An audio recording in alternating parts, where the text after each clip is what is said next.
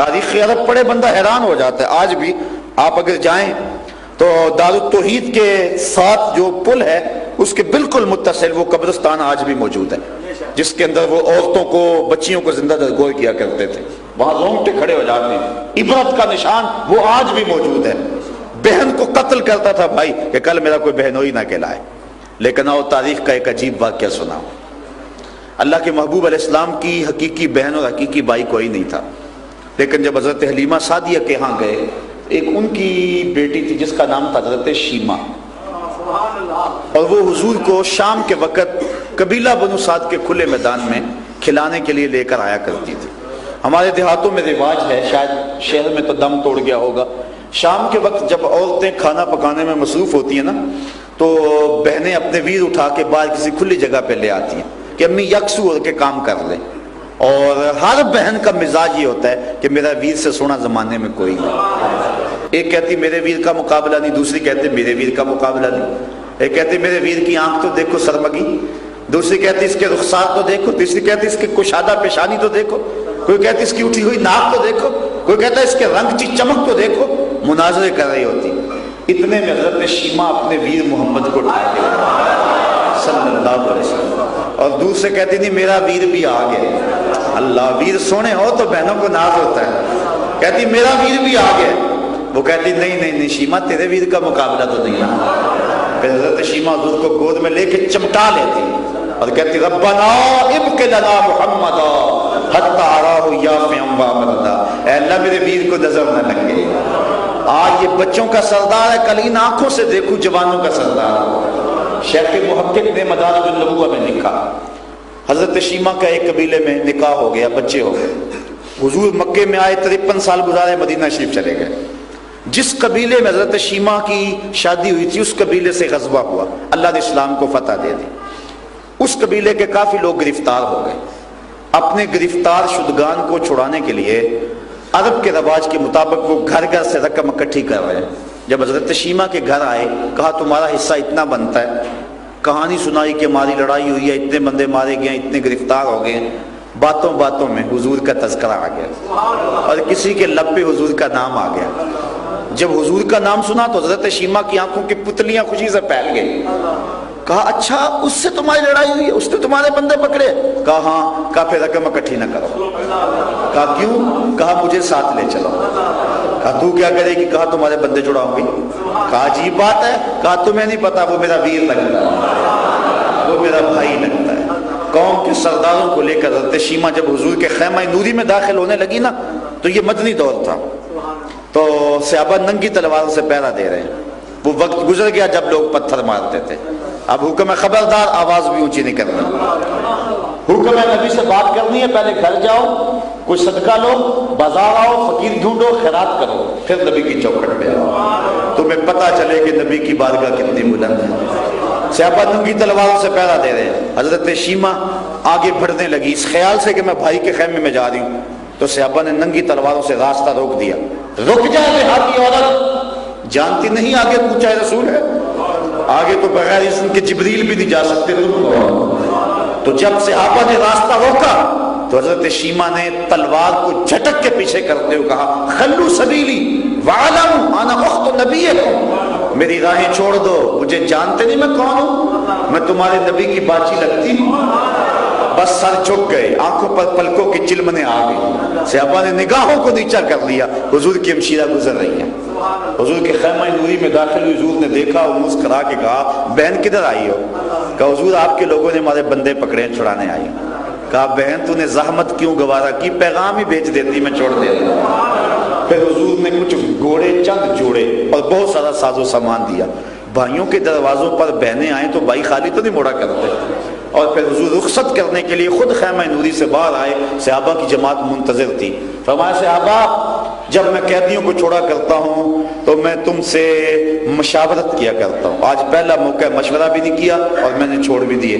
کہ حضور جو چاہیں آپ کریں، لیکن ارشاد تو فرمائے مشورہ کیوں نہیں کیا؟ فرمایا اس لیے کہ میرے دروازے پہ میری بہن ہے، اس بہن کو تو بھائی قتل کرتا تھا، اس کو عزت کی مسند پہ کس نے بٹھایا؟ تو شکریہ ادا کرے آمنہ کے راہ لائے. ایسے ایسے شاعر آگے ہیں میدان میں کہ جن کو اسلوب کا علم نہیں ہے. میں پچھلے دن ایک شعر سن رہا تھا، میں نے پہلے بھی اس پہ بات کی ہے، وہ پتہ نہیں کس قسم کا وہ شعر ہے، اس کا آخری مفہوم ہے کہ رب آکھے سونا میں بخشاں گا امت بس تو نکی جی ہاں کر دے۔ ایک تو دیکھو کیسا بازاری لفظ ہے، اور نعت میں اس کو جو ہے وہ کس طرح مندرج کیا گیا ہے، اور پھر اس نعت کا جو تاثر ہے وہ یہ ہے کہ رب بخشنا چاہتا ہے، محبوب ہاں نہیں کر رہے۔ رب کہتا ہے میں بخشوں گا تو ہاں کر، جبکہ معاملہ تو یہ ہے کہ محبوب عرض کر رہے ہیں رب حبلی امتی امتی۔ تو یہ باب معاملہ کدھر اور معاملہ کس طرح الٹ کے رکھ دیا گیا، لیکن پڑھنے والے بھی پڑھ رہے ہیں اور سننے والے بھی سبحان اللہ پکار رہے ہیں، نہ پڑھنے والوں کو سمجھ آ رہی ہے نہ سننے والوں کو سمجھ آ رہی ہے، اور اگر کوئی سمجھنے والا پاس بیٹھا ہے وہ بولتا نہیں، میں بولوں گا تو خشک ملا کہلاؤں گا، یہ ڈر اور یہ خوف اس کو حق بیان کرنے سے روکے ہوئے، اپنے بھی خفا مجھ سے ہیں بیگانے بھی ناخوش، کہ میں زہر حلال کو کبھی کہہ نہ سکا قند، بات وہی کہتا ہوں سمجھتا ہوں جسے حق، نئے ابلہ مسجد ہوں نئے تہذیب کا فرزند۔ انسان کو حق کہہ دینا چاہیے، اور نعت کے معاملے میں یہ بڑا نازک میدان ہے۔ عرفی ایک شاعر ہوا ہے، وہ کہتا ہے عرفی مشتاب کی رہے ناقص نہ صحرا، عرفی مت دوڑ، یہ نعت کا میدان ہے، کوئی صحرا نہیں ہے کہ منہ اٹھا کے جدھر مرضی چل دے اور جو مرضی کہتا پھرے، یہاں قدم قدم پہ احتیاط ہے۔ ادب گاہیز زیر آسماں از عرش نازک تر، نفس گم کردہ می آئد جنید و با یزیدی جا۔ یہ تو وہ بارگاہ ہے کہ با یزید بستامی رحمت اللہ تعالی علیہ اور جنید بغدادی رحمت اللہ تعالی علیہ جب اس چوکھٹ پہ آتے ہیں تو سانسوں کو روک کے آتے ہیں، یہاں تو سانسوں کا شور بھی بے ادبی ہے، لے سانس بھی آہستہ کے دربار نبی ہے، یہ حضور کی چوکھٹ ہے، یہاں سانسوں کی جو چال ہے اس میں بھی فرق نہ آنے پائے اور وہ بھی بے ترتیب نہ ہونے پائے، اور یہاں تو سانسوں کا شور بھی بے ادبی تصور ہوتا ہے۔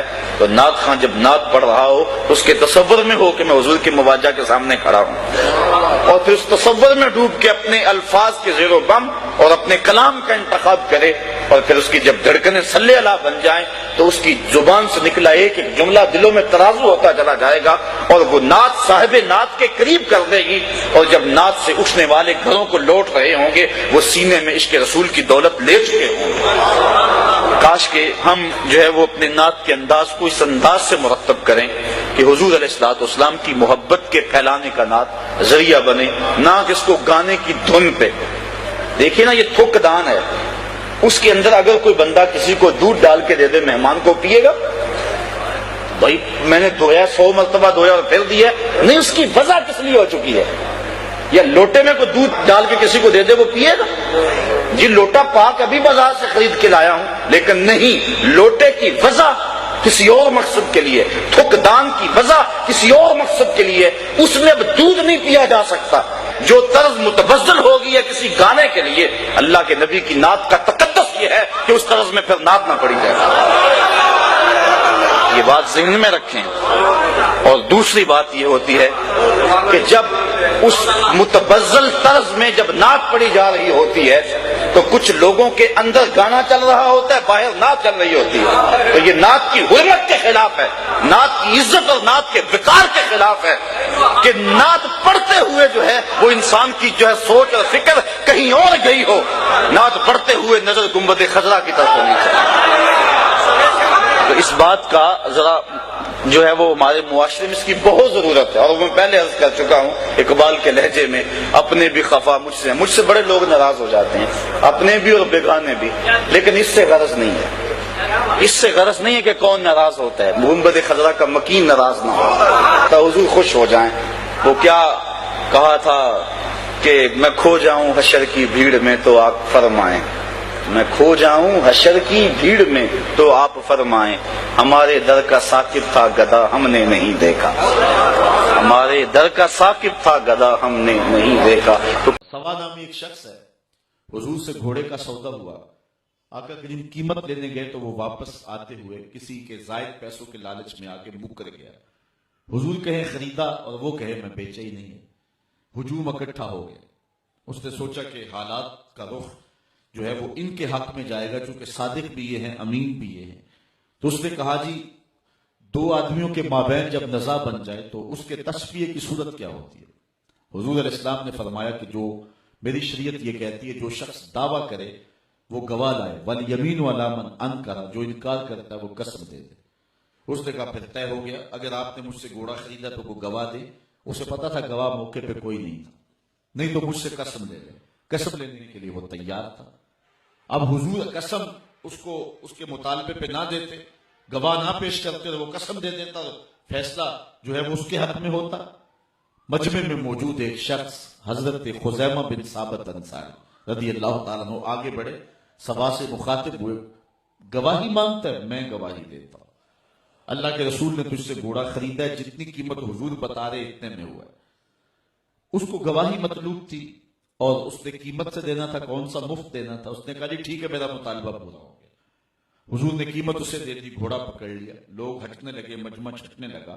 حضور نے خزیمہ کو اشارہ کر کے قریب بلایا، کہا خزیمہ بات بھی سچی، گھوڑا بھی مل گیا، لیکن تم نے گواہی کیسے دی؟ تم تو موقع پہ موجود نہیں تھے۔ تو سنو حضرت خزیمہ نے جو جواب دیا، سینے میں ٹھنڈ پڑے گی۔ حضرت خزیمہ بولے، حضور گھوڑا کیا ہے، آپ کے کہنے پہ تو رب کی گواہی دے۔ بلا اس کو دیکھا تھا، آپ نے کہا نا۔ حضور نے حضرت خزیمہ کا ہاتھ پکڑ کے فضا میں بلند کیا، جانے والے ٹھہر جائیں، سن لو میری بات، کسی عدالت کے چہری میں گواہ کی ضرورت ہو، میری شریعت 2 گواہ مانگتی ہے، لیکن جہاں خزیمہ ہوگا ایک کی گواہی 2 کے قائم کا۔ تو ذات باری تعالیٰ پر یہ یقین اور یہ تیقن یہ حضور کے کہنے پہ ہوا۔ حضور کی ہر خصلت، حضور کی سیرت کا ہر عنوان خوبصورت ہے، اور پھر آقا کریم علیہ الصلوۃ والسلام کی سیرت انسانوں کے لیے کامل بھی ہے، اکمل بھی ہے، مکمل بھی ہے اور خوبصورت بھی ہے۔ یہ نہیں ہے کہ کسی گوشہ زندگی میں تو تمہیں حضور کی سیرت مل جائے اور کسی گوشہ زندگی کے اندر حضور علیہ الصلوۃ والسلام کی سیرت تمہیں نظر نہ آئے۔ اگر باپ ہونے کی حیثیت سے دیکھنا چاہتے ہو تو سیدہ فاطمہ تو زہرا کے بابا کو دیکھ لو کہ بیٹی سے کتنا پیار کرتے ہیں، اور اگر بیٹا ہونے کی حیثیت سے دیکھنا چاہتے ہو تو پھر حضرت آمنہ کے فرزند کو ابوا کی وادی میں کھڑا ہوا اپنی ماں کو یاد کرتے ہوئے دیکھو، اور اگر شوہر ہونے کی حیثیت سے دیکھنا چاہتے ہو تو حضرت عائشہ صدیقہ سے پوچھو اور حضرت خدیجہ الکبریٰ سے پوچھو۔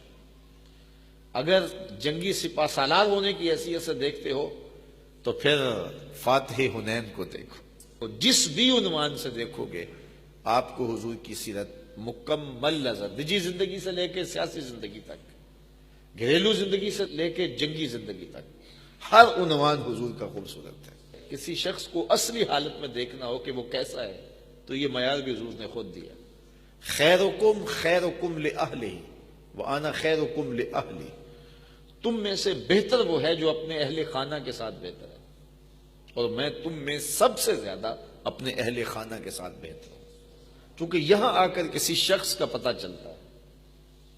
کچھ لوگ دوستوں کے ساتھ بڑے خوبصورت انداز سے پیش آتے ہیں، کاروبار میں اگر ان کو دیکھو تو بڑے اچھے کاروباری ہوتے ہیں، لیکن اگر وہی شخص گھر آتا ہے تو گھر آ کے فرعون بن جاتا ہے۔ تو دوستوں کے ساتھ رویہ اچھا ہے، رشتہ داروں کے ساتھ رویہ اچھا ہے، کاروباری حضرات کے ساتھ رویہ اچھا ہے، لیکن جب بیوی کے پاس آیا تو وہاں ایک عجیب صورت بن جاتی ہے۔ تو کسی شخص کو دیکھنا ہو کہ وہ اپنی اصلی حالت میں کیا ہے، اس کا اندر کھل کے کیسے سامنے آتا ہے، تو اس کو دیکھا جائے کہ وہ اپنے اہل خانہ کے ساتھ رویہ کیسا رکھتا ہے۔ تو یہ معیار دیا، خیرکم خیرکم لأہلہ وانا خیرکم لأہلی، تم میں سے بہتر وہ ہے جو اپنی بیوی کے ساتھ بہتر ہے، اپنے اہل خانہ کے ساتھ بہتر ہے، اور میں تم میں سب سے زیادہ اپنے اہل خانہ کے ساتھ بہتر ہوں۔ جب حضور کا وصال ہوا ہے تو 9 ازواج حضور کے نکاح میں تھی، کسی ایک کو بھی حضور سے شکایت نہیں تھی۔ یہ چھوٹی بات نہیں ہے۔ حضرت خدیجہ الکبریٰ رضی اللہ تعالی عنہا پر جب آخری وقت آتا ہے اور وہ محسوس کرتی ہیں کہ میرا آخری وقت آ گیا ہے، تو انہوں نے حضرت فاطمہ الزہرا سے کہا جاؤ اپنے باپ سے چادر رحمت مانگ لاؤ۔ تو وہ حاضر خدمت ہوئی، تو حضور نے ارشاد فرمایا اے فاطمہ اپنی ماں سے پوچھو کہ چادر کیا کرنی ہے۔ تو وہ پوچھنے آئیں تو حضور بھی پیچھے آ گئے۔ تو سیدہ کا بدن بخار سے تپ رہا تھا. عرض گزار ہوئی حضور مجھے لگتا ہے یہ بخار جان لیوا ثابت ہوگا. میں نے چادر اس لیے منگوائی ہے کہ اس چادر سے مجھے کفن دیا جائے. اندھیروں میں بیٹھ کے عقیدے نہ گھڑا کریں, عقیدے وہی رکھا کریں جو نبی کے گھر والوں کے. سیدہ خدیجۃ الکبریٰ کا عقیدہ یہ ہے حضور کے بدن سے چھوئی ہوئی چادر کفن کو مل جائے تو بخشش کی ضمانت ہے. تو کہا حضور میں نے چادر اس لیے منگوائی ہے کہ اس چادر سے مجھے کفن دیا جائے. تو یہ بات سن کر حضور کی آنکھیں نمناک ہو گئیں اور حضور نے فرمایا خدیجہ تو نے چادر مانگی ہے, لو اردت جلدی لا آتیتک, اگر تو میری جلد بھی مانگتی وہ بھی اتار کے دے دیتا. کوئی اس کی مثال تو لاؤ, زمانے میں اس کی مثال نہیں ملے گی.